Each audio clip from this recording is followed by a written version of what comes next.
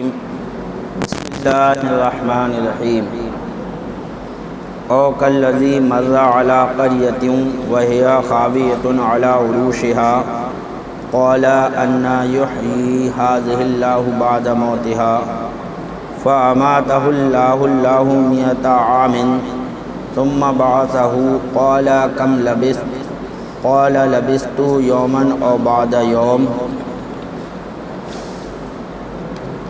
قال بل لبثت مئۃ عام فانظر إلى طعامك وشرابك لم يتسنه وانظر إلى حمارك ولنجعلك آية للناس وانظر إلى العظام كيف ننشزها ثم نكسوها لحما فلما تبين له قال أعلم أن الله على كل شيء قدير۔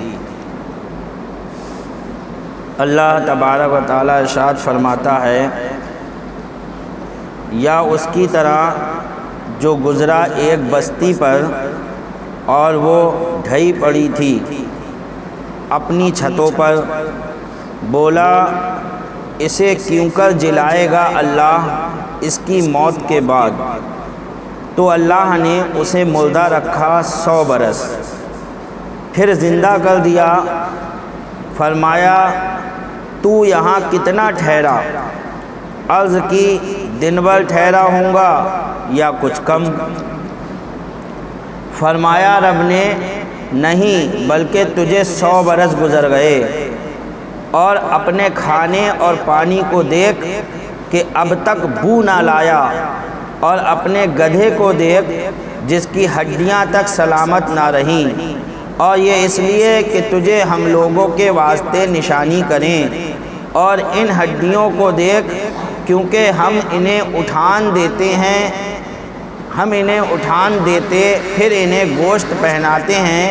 جب یہ معاملہ اس پر ظاہر ہو گیا، بولا میں خوب جانتا ہوں کہ اللہ سب کچھ کر سکتا ہے۔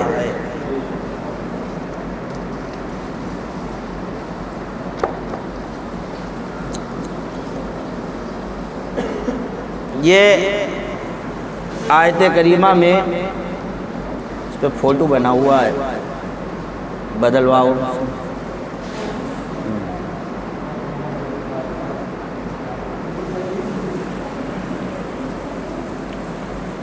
اس آیت کریمہ میں حضرت عزیر علیہ الصلوۃ والتسلیم کا اللہ تبارک و تعالیٰ نے پورا واقعہ ذکر فرمایا ہے، جس کی تفسیر یہ ہے۔ بیت المقدس میں بنی اسرائیل آباد تھے، جب ان کا فسق و فجور، نافرمانی و طغیانی حد سے بڑھا، یعنی بنی اسرائیل کو اللہ تبارک و تعالیٰ نے بیت المقدس میں آباد کیا، لیکن جب انہوں نے گناہ زیادہ کیے اور اللہ تبارک و تعالیٰ کی نافرمانی کرنے لگے، اس کا کہا نہیں مانا، اور ساتھ میں پیغمبر وقت کی ہدایت پر عمل بھی نہ کیا۔ ایسا نہیں کہ فسق فجور کرتے رہے تو کوئی انہیں سمجھانے نہ آیا ہو۔ اللہ تعالیٰ نے پیغمبر وقت کو بھیجا، انہوں نے سمجھایا بھی، لیکن انہوں نے پیغمبر کی ایک نہ مانی اور گناہوں میں مبتلا رہے، گناہ کرتے رہے۔ تو پھر عیسیٰ علیہ السلام سے تقریباً 600 سال پیشتر، یعنی عیسیٰ علیہ السلام کے آنے سے 600 سال پہلے بخت نصر بابل نے بیت المقدس پر سخت حملہ کیا۔ اس کے ساتھ 6 لاکھ جھنڈے تھے، یعنی بخت نصر جو بادشاہ میں نے کہا تھا کہ جس نے پوری دنیا پہ حکومت کی تھی، تو جب یہ فوج لے کر آیا بیت المقدس کی طرف تو 6 لاکھ تو جھنڈے لوگ تھامے ہوئے تھے، وہی تھے، 6 لاکھ جھنڈے تھے، اور ہر جھنڈے کے ساتھ بے شمار فوج تھی۔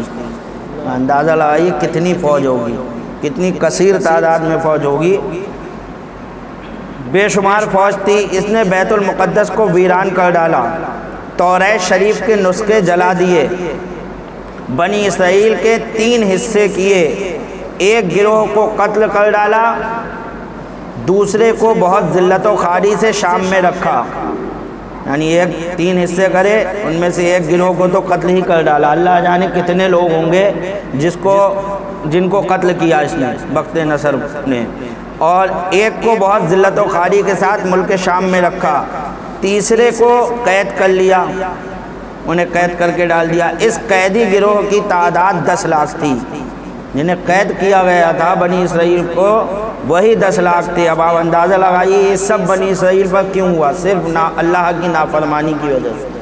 اور کوئی آپ تاریخ اٹھا کر دیکھ لو، جب بھی اللہ کے نیک بندے جو اللہ کے ماننے والے تھے، جو اللہ کو ایک مانتے ہیں، ان پر جب مصیبتیں آئی ہیں تو گناہوں میں ملوث ہونے کی وجہ سے ہی آئی ہیں۔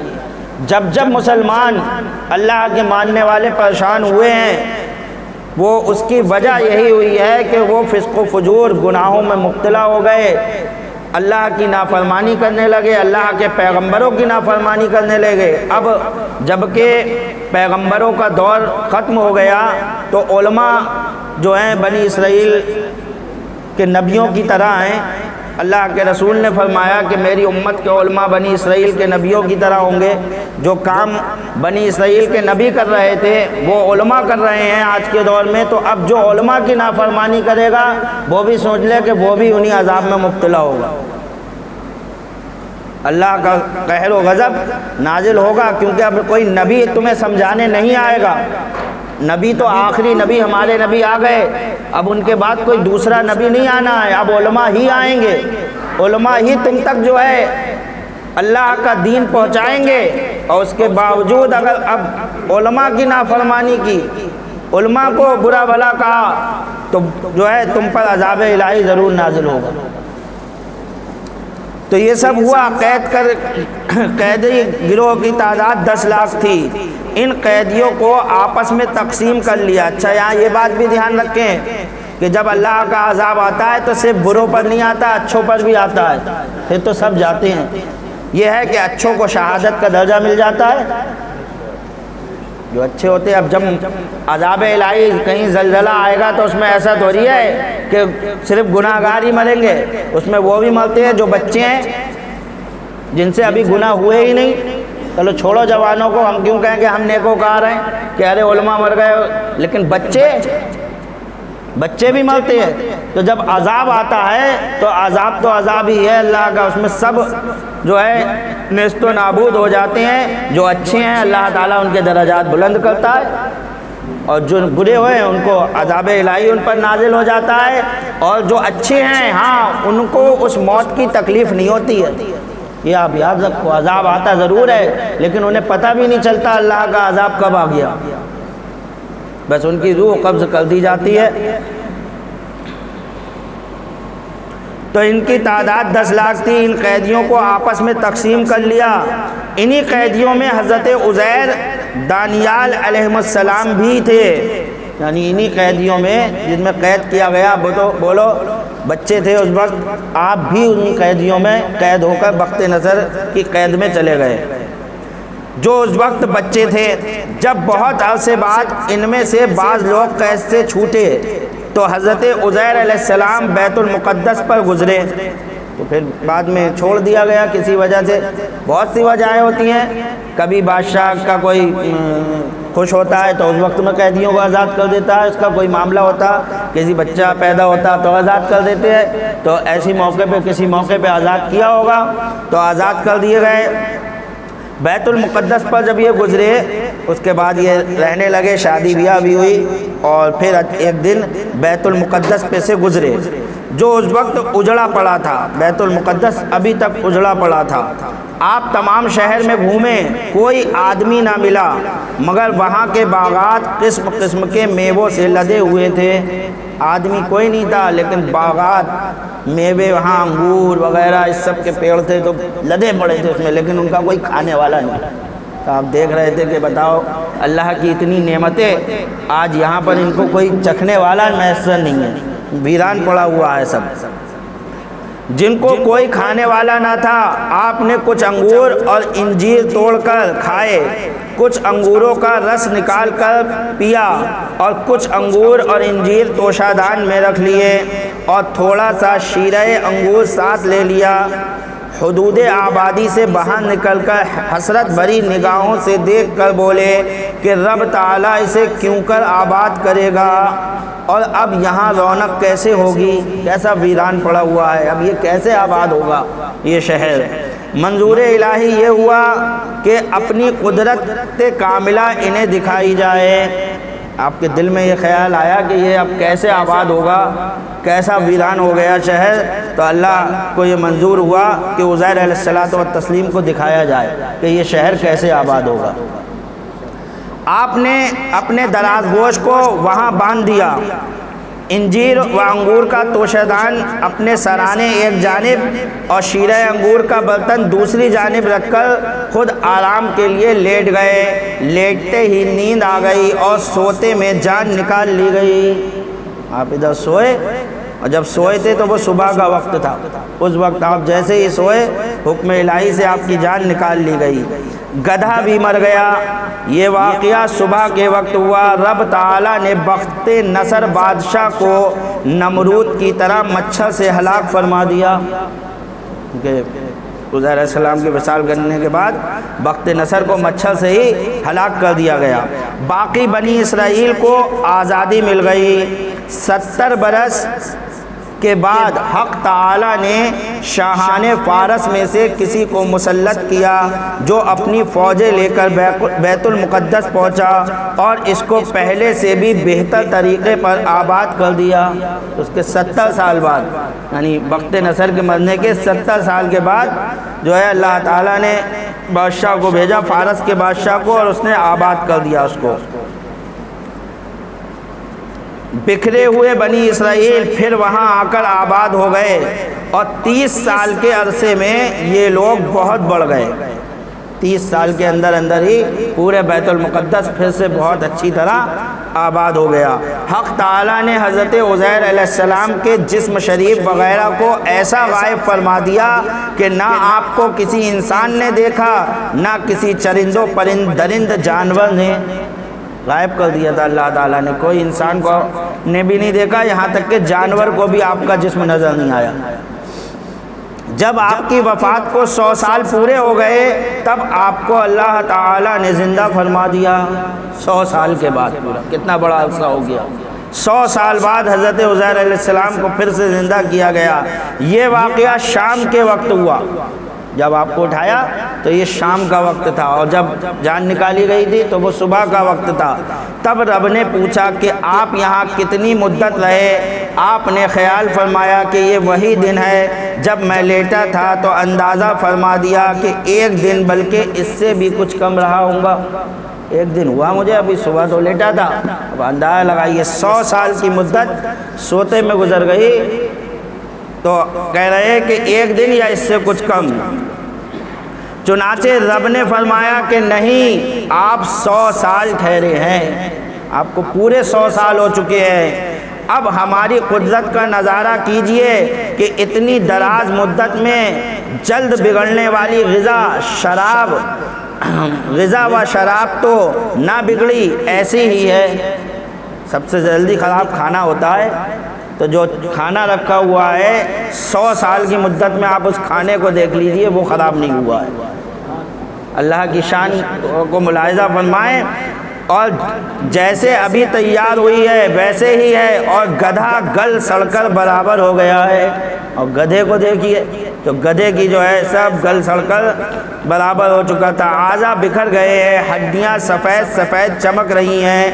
اب دیکھیے ہم کیسے مردہ زندہ کرتے ہیں۔ ایک غیبی آواز آئی کہ اے گلی ہڈیوں، جمع ہو کر گوشت و پوشت کا لباس پہن لو۔ آنن فانن ہڈیاں درست ہو کر تمام جسم تیار ہو گیا۔ دوسری آواز آئی کہ زندہ ہو جا۔ فوراً گدھا زندہ ہو کر آواز کرنے لگا۔ آپ نے اپنی آنکھوں سے یہ مشاہدہ فرمایا، دیکھ لیا۔ آپ نے خدا کی قدرت کا نظارہ کیا اور فرمایا کہ میں خوب جانتا ہوں کہ رب ہر چیز پر قادر ہے، رب سب کچھ کر سکتا ہے۔ پھر آپ اسی سواری پر سوار ہو کر آبادی کی طرف چلے۔ دیکھا کہ وہی ویران شہر بہت بارونق ہو گیا ہے، محلے گلی کوچے سڑکیں وغیرہ سب آباد ہو چکی ہیں۔ آپ کی عمر شریف وہی 40 سال تھی۔ 40 سال کی عمر میں سوئے تھے تو عمر تو وہی رہی، جو 40 سال کی تھی، یہ تھوڑی کہ 100 سال کے ہو گئے تو آپ کمزور ہو گئے، نہیں، 40 سال کے روح نکال لی گئی، اب جب ڈالی گئی تو عمر وہی 40 کی 40 ہی تھی جو سوتے وقت تھی۔ شہر والوں میں سے کوئی بھی آپ کو نہ پہچانتا تھا۔ آپ اندازے سے اپنے مکان پر پہنچے، آپ کا جہاں مکان تھا آپ اس جگہ پہنچے کہ دیکھوں کیا حال ہے وہاں پر۔ ایک ضعیف نابینا بڑھیا ملی جس کے پاؤں رہ گئے تھے، وہ آپ کی لونڈی تھی اور اس نے آپ کو دیکھا تھا۔ اس کی عمر اس وقت 120 سال کی تھی کہ آپ کی وفات کے وقت 20 سال کی تھی۔ جب آپ آئے تھے اسے چھوڑ کے تو وہ 20 سال کی تھی، اب جب آپ واپس پہنچے تو وہ 120 سال کی ہو چکی تھی اور 100 سالہ یہ گزرے۔ آپ نے اس سے پوچھا کہ کیا یہ عزیر کا مکان ہے؟ وہ بولی ہاں۔ آج کون ہے جو 100 برس کے بعد عزیر کا نام لے رہا ہے؟ 100 سال بعد عزیر کو بلانے والا کون آ گیا؟ ان کو تو گم ہوئے 1 صدی ہو چکی، یہ کہہ کر بہت روئی۔ آپ نے فرمایا میں ہی عزیر ہوں۔ اس نے کہا یہ کیسے ہو سکتا ہے؟ آپ نے فرمایا اللہ تعالیٰ نے مجھے 100 برس مردہ رکھ کر پھر زندہ کیا۔ اس نے کہا کہ حضرت عزیر مقبول الدعا تھے، ان کی دعائیں قبول ہوتی تھی۔ آپ دعا کریں کہ میں اخیاری ہو جاؤں تاکہ دیکھ کر آپ کو پہچان لوں۔ آپ نے دعا کی تو وہ بینا ہو گئی۔ آپ نے اس کا ہاتھ پکڑ کر فرمایا اٹھ خدا کے حکم سے۔ یہ فرماتے ہی اس کے مرے ہوئے پاؤں درست ہو گئے۔ وہ دیکھ کر پہچان گئی اور کہنے لگی کہ واقعی آپ عزیر ہے، اور آپ کا ہاتھ پکڑ کر بنی اسرائیل کی ایک مجلس میں لے گئی جہاں حضرت عزیر کے فرزند جن کی عمر 118 سال کی تھی، آپ کے بیٹے حضرت عزیر علیہ السلام کے بیٹے 118 سال کے ہو چکے تھے، وہاں پر لے کر گئی۔ 118 سال کے تھے اور آپ کے بڈھے پوتے بھی موجود تھے، اور چیخ کر بولی مبارک ہو عزیر آ گئے۔ سب نے کہا تو جھوٹی ہے۔ وہ بولی میں وہی اندھی لنگڑی بڑھیا ہوں، دیکھ لو ان کی دعا سے اچھی ہو گئی۔ یہ کہتے ہیں کہ مجھے رب نے 100 برس مردہ رکھ کر زندہ فرمایا۔ لوگ اٹھ کر ان کی زیارت کرنے لگے۔ آپ کے بیٹے نے کہا کہ میرے والد کے دونوں شانوں کے درمیان بالوں کا ایک ہلال تھا، دونوں کندھوں کے درمیان بال تھے، اور بال اس طریقے سے تھے کہ چاند بنا ہوا تھا۔ بالوں کا ایک ہلال تھا جس میں مبارک کھول کر دکھایا گیا تو وہ موجود تھا۔ لوگوں نے کہا کہ حضرت عزیر کو توریت شریف حفظ تھی، آج کل اس کا کوئی نسخہ موجود نہیں، کیونکہ بخت نصر نے سب اجاڑ دیا تھا، توریت بھی سب ختم کر دی تھی، تو کوئی نسخہ ہی نہیں تھا توریت کا۔ اور حضرت عزیر کو توریت زبانی یاد تھی۔ اگر آپ عزیر ہیں تو توریت شریف سنائیے۔ آپ نے توریت سنائی ہی نہیں بلکہ لکھوا بھی دی، پوری توریت پھر سے لکھوا دی۔ مجمع میں سے ایک بولا کہ میں نے اپنے والد سے اور انہوں نے اپنے والد سے سنا تھا کہ بخت نصر کی ستم انگیزیوں کے بعد گرفتاری کے زمانے میں میرے دادا نے ایک جگہ توریت دفن کر دی، اس کا پتہ مجھے معلوم ہے، چلو تلاش کریں شاید مل جائے۔ جستجو سے وہ نسخہ ملا۔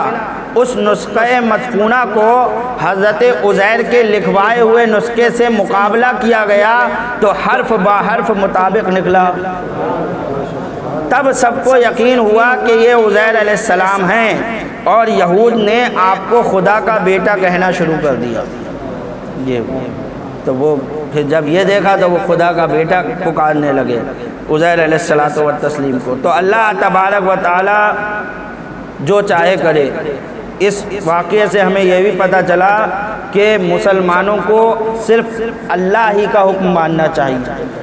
جب ہم شریعت محمدی صلی اللہ علیہ وسلم میں ہیں تو ہمیں اس کے قوانین کو ماننا ہوگا، اس کو چھوڑ کر ہم کبھی عزت کی زندگی نہیں جی سکتے ہیں، ہم کبھی سرخ روح ہو کر نہیں رہ سکتے ہیں۔ ہم سرخ روح ہو کر تبھی رہیں گے جس دین اسلام پر ہیں ہم اس پر پابندی سے رہیں۔